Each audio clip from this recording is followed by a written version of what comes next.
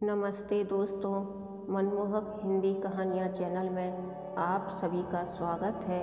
आज की हमारी कहानी है सरप्राइज। ज्योति, तुम्हें पता है कल ऑफिस में नए बॉस आ रहे हैं।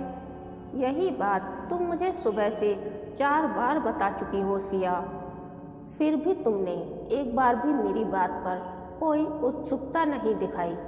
कल उनका ऑफिस में पहला दिन है, जरा ढंग से बन संवर कर आना। पहला इम्प्रेशन आखिरी इम्प्रेशन होता है। उसकी बात सुन ज्योति चुप रही। उसे पता था कि वह पलटकर कुछ नहीं बोलेगी, फिर भी अपनी बात कहकर सिया ने मन हल्का कर लिया। तुम इतनी सुंदर हो, अपने आप को संवार कर क्यों नहीं रखती हो? तुम सब जानती हो, फिर भी ऐसी बात पूछ रही हो। समय के साथ सब कुछ खत्म नहीं हो जाता ज्योति। जो पीछे रह जाते हैं उन्हें तो दुनिया से कदम मिलाकर चलने के लिए अपने आप को बदलना ही पड़ता है। बस अब चुप हो जा, ज़्यादा उपदेश मत दे, ज्योति बोली तो वे दोनों मुस्कुरा उठी।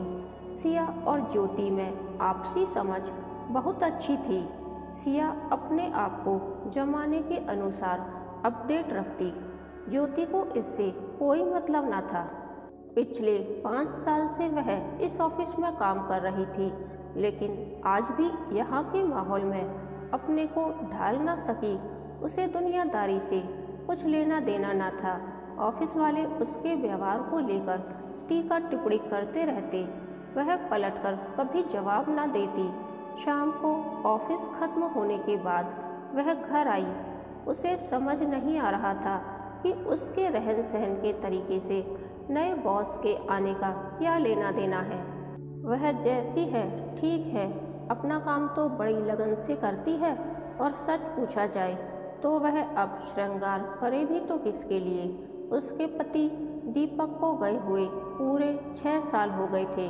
उनके जाते ही उसकी जिंदगी एकदम से बदरंग हो गई।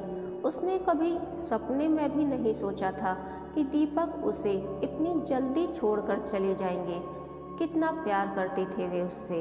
उसकी हालत देखकर उस वक्त सिया ने ही उसे सुझाव दिया था, ज्योति तुम ऑफिस में नौकरी के लिए प्रार्थना पत्र दे दो। हो सकता है बॉस तुम पर रहम कर दीपक की जगह नौकरी पर रख ले। कब तक उसकी याद में ऐसे ही आंखें भिगोती रहोगी? उसकी बात ज्योति को ठीक लगी थी और उसने नौकरी के लिए प्रार्थना पत्र दे दिया था। दीपक एक बहुत ही कर्मठ और ईमानदार इंसान थे। ऑफिस में किसी को उनसे कोई शिकायत न थी। उसके पति की सब इज्जत करते थे। उसकी वफादारी को देखते हुए बॉस ने ज्योति को नौकरी दे दी। वह अपने काम से काम रखती, बाकी ऑफिस में क्या हो रहा है यह सारी खबरें सिया ही उसे लाकर देती थी। उसका बेटा पावस 15 बरस का हो गया था। दीपक अपने पीछे इतना पैसा छोड़ गए थे कि बेटे की परवरिश ठीक से हो सके। उसके सपनों को पूरा करने के लिए उसने बेटे को एक अच्छे हॉस्टल में भेज दिया था। दीपक के जाने के इतने बरस बाद आज उसने अपने आप को दर्पण में बड़े गौर से देखा था। चेहरे पर थोड़ी प्रौढ़ता आ गई थी और बालों में भी हल्की सी सफ़ेदी, जिसे उसने ढकने का प्रयास कभी नहीं किया। सिया के इतना कहने पर उसने दीपक की पसंद की गुलाबी साड़ी बरसों बाद पहनी थी। बालों पर मेहंदी लगाकर उन्हें करीने से बांध लिया था और चेहरे पर हल्का मेकअप कर ऑफिस आ गई।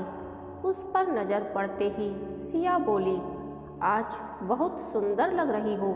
ज्योति ने उसकी बात सुनकर कुछ नहीं कहा, बस हल्के से मुस्कुरा दी। आज सभी कर्मचारी वक्त से पहले ऑफिस पहुंच गए थे। ठीक 10 बजे बॉस ऑफिस में आए।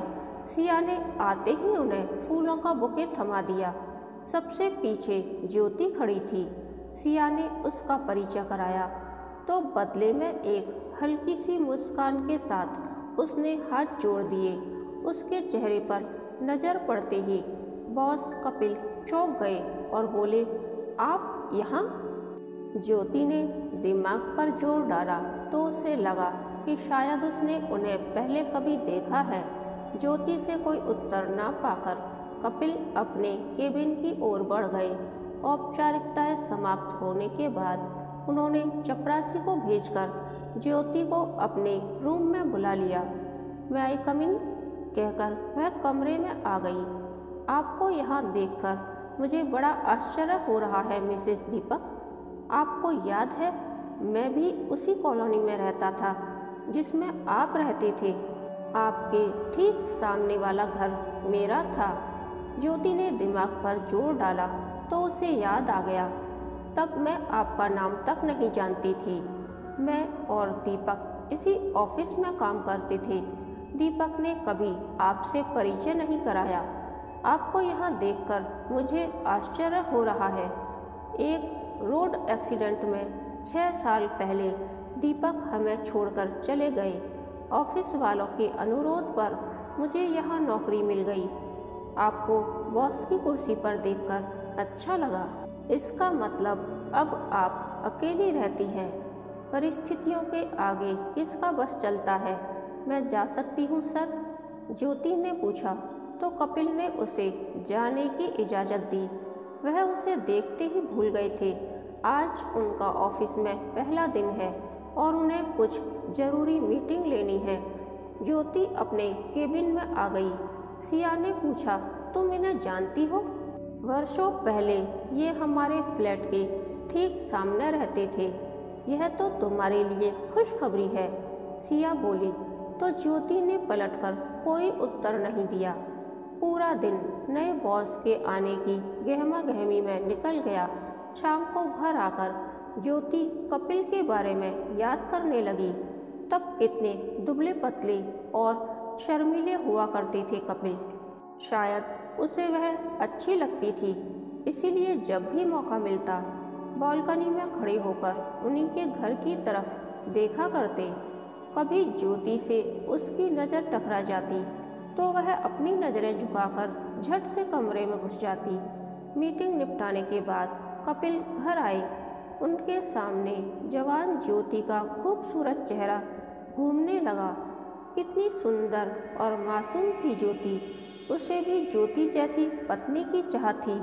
उसने दीपक से दोस्ती बढ़ाने की कोशिश भी की थी, लेकिन दीपक ने उसमें कोई रुचि नहीं ली।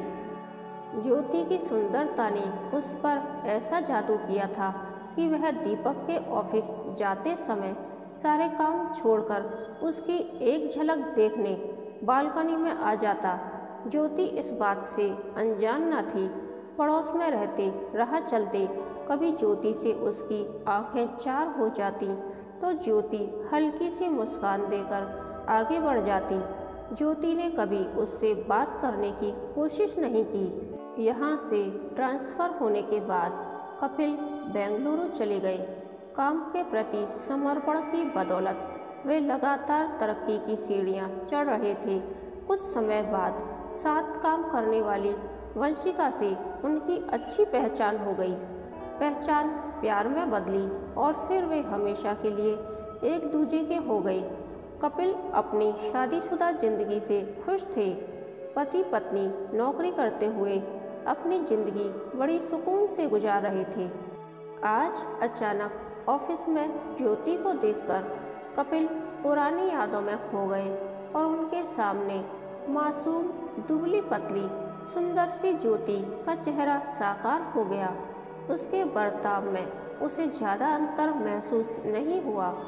नौकरी करने से उसके व्यवहार में खुलापन आ जाता तो वह उससे भी ज़रूर कुछ पूछती, पुराने परिचय पर खुशी का इजहार करती, लेकिन उसने उसके बारे में कुछ भी नहीं पूछा और न ही अपनी पहचान को आगे बढ़ाने की कोशिश की।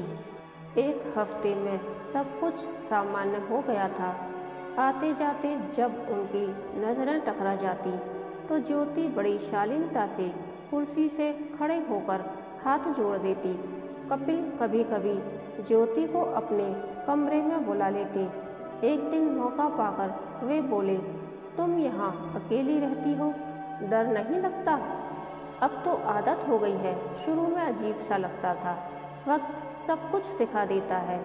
मैंने भी वक्त के साथ समझौता कर लिया है। अपनी ओर से तुम कुछ नहीं कहोगी? कपिल ने पूछा तो ज्योति अचकचा गई। आपका परिवार यहीं रहता होगा? मेरी पत्नी वंशिका इसी ऑफिस की रिंग रोड ब्रांच में जॉब करती है। मेरे 2 बच्चे हैं जो शहर के नामी स्कूल में पढ़ते हैं। कभी मौका लगे तो मैडम से ज़रूर मिला दीजिएगा। इससे आगे ज्योति ने कुछ भी पूछना ठीक नहीं समझा और चुपचाप आकर काम में व्यस्त हो गई। सिया ने उसको छेड़ने के लिए पूछा, यार तुझे बॉस अक्सर अपने केबिन में बुला लेते हैं। मुझे बिल्कुल अच्छा नहीं लगता कि कोई मुझे अनावश्यक बुलाए। तुम कितनी बेवकूफ़ हो। लोग तो ऐसे संबंधों के लिए तरसते हैं और तुम इसे नकार रही हो। मुझे किसी से बेवजह मिलना जुलना जरा भी अच्छा नहीं लगता। मुझे अपना काम ज़्यादा पसंद है, ज्योति बोली और फिर से अपने काम में व्यस्त हो गई। बॉस को जब भी मौका मिलता वह किसी न किसी बहाने ज्योति को अपने केबिन में बुला लेते। थोड़ी देर ऑफिस की बात करने के बाद वे उसकी व्यक्तिगत जिंदगी में झांकने की कोशिश करने लगते। ज्योति की उदासीनता को कपिल पचा नहीं पा रहे थे। वे चाहते ज्योति उससे खूब बातें करे। बरसों पुरानी जो कसक उसके दिल में रह गई थी वे उसे अब पूरा करना चाहते थे। ज्योति इसके लिए कोई अवसर ही नहीं दे रही थी। एक दिन कपिल बोले, ज्योति तुम मुझे बहुत पहले से जानती हो। मुझे यहाँ आए काफ़ी अरसा हो गया। ऑफिस में तो औपचारिक बातें होती हैं। एक दिन मैं तुम्हारे घर आकर तुमसे खुलकर पुरानी बातों को याद करना चाहता हूँ। उनकी बात पर ज्योति बोली, मैं भी आपको और वंशिका जी को घर पर बुलाने की सोच रही थी। तुम तो जानती हो उसे कितना काम रहता है। शाम को बच्चों को भी समय देना होता है। हाँ, मैं ज़रूर तुम्हारे हाथ की एक कप चाय पीने आना चाहता हूँ। बरसों से दिल में इसकी तमन्ना थी। जी सर, तो फिर शनिवार का दिन पक्का रहा। मैं शाम को 8 बजे आपसे मिलने आऊँगा। इतना कहकर कपिल ने एक मुस्कान बिखेर कर बात खत्म कर दी। ज्योति को समझ नहीं आ रहा था कि वह क्या करे। वह कपिल से जितना दूर जाने की कोशिश करती वह किसी न किसी बहाने उसके नज़दीक आने का प्रयास करते। आज तक उसने किसी सहकर्मी को अपने घर नहीं बुलाया था। उसे किसी पराये मर्द का घर आना जरा भी पसंद न था। आज बॉस के आग्रह को वह टाल ना सकी। अंदर ही अंदर वह बहुत परेशान थी। शनिवार का दिन आ गया। शाम को ठीक 8 बजे घर की डोरबेल बजी। ज्योति ने दरवाज़ा खोला तो ताजे सुर्ख गुलाबों का बुके लिए कपिल खड़े थे। ज्योति ने हल्के नीले रंग की साड़ी पहनी हुई थी। उसमें वह बेहद खूबसूरत लग रही थी। उसने बड़ी गर्मजोशी से मुस्कुराकर उनका स्वागत किया। कपिल ने ज्योति को बुके थमाते हुए एक हल्की सी मुस्कान उस पर डाली और इत्मीनान से सोफे पर बैठ गए। बहुत दिनों से दिल में तमन्ना थी कि तुमसे खुलकर बातें करूं। ऑफिस में तो ये सब बातें हो नहीं सकती। आपने ठीक कहा। आप क्या लेंगे, चाय या कॉफ़ी? जो तुम्हें पसंद हो वही ले लूँगा। प्यार भरी नज़र ज्योति पर डालते हुए कपिल बोले, मैं अभी लेकर आती हूँ। घर पर कोई मदद करने वाला नहीं है। अकेली रहती हूँ, इसलिए बेवजह किसी का घर पर आना मुझे पसंद नहीं है। एक आया काम करती है, वह भी अपना काम निपटा कर चली गई। ज्योति बोली तो कपिल ने राहत की सांस ली। वे बड़े सहज होकर चाय और ज्योति का इंतजार कर रहे थे। कुछ ही देर में पैरों की आहट सुनकर कपिल ने पलटकर देखा। सामने चाय की ट्रे लेकर वंशिका आ रही थी। कपिल को तो जैसे सांप सूंघ गया। उन्हें लगा किसी ने उनकी चोरी पकड़ ली हो। वंशिका, तुम यहाँ?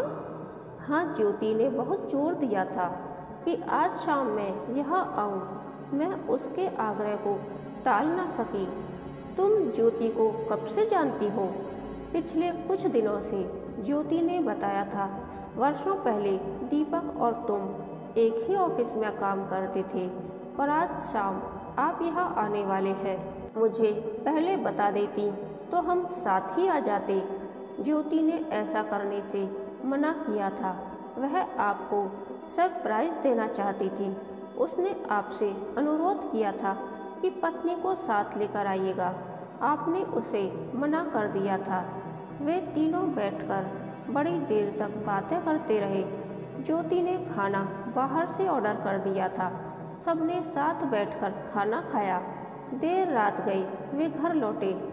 दूसरे दिन ऑफिस आते ही कपिल ने सबसे पहले ज्योति को अपने केबिन में बुलाया।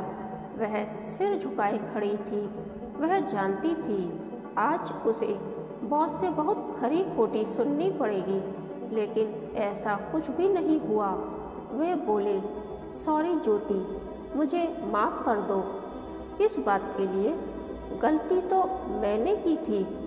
तुमने कल मुझे फिसलने से बचा लिया। यह बात सच है। शादी से पहले तुम मुझे बहुत अच्छी लगती थी। मैं तुम्हें छुप छुप कर देखा करता था। यहाँ आकर जब पता चला कि तुम इसी ऑफिस में काम करती हो, तो मेरी वह दबी इच्छा फिर से सिर उठाने लगी। मैं तुमसे एकांत में मिलकर बहुत कुछ कहना चाहता था।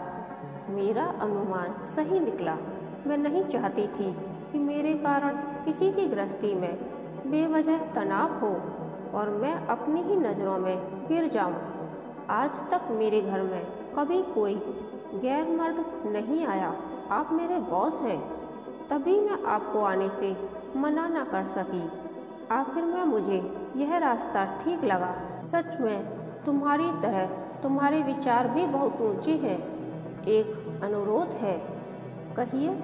आप इस बात का जिक्र किसी से न कीजिएगा और इसे यही ख़त्म कर दीजिएगा। आपके मेरे बीच में एक ही रिश्ता होना चाहिए। आप मेरे बॉस हैं और मैं आपके ऑफिस की एक साधारण कर्मचारी। इतना कहकर ज्योति कमरे से बाहर निकल गई। मन का बोझ उतर जाने से उसने राहत की सांस ली। कहानी के अंत तक बने रहने के लिए धन्यवाद। यह कहानी आपको कैसी लगी, प्लीज़ कमेंट करके बताइए।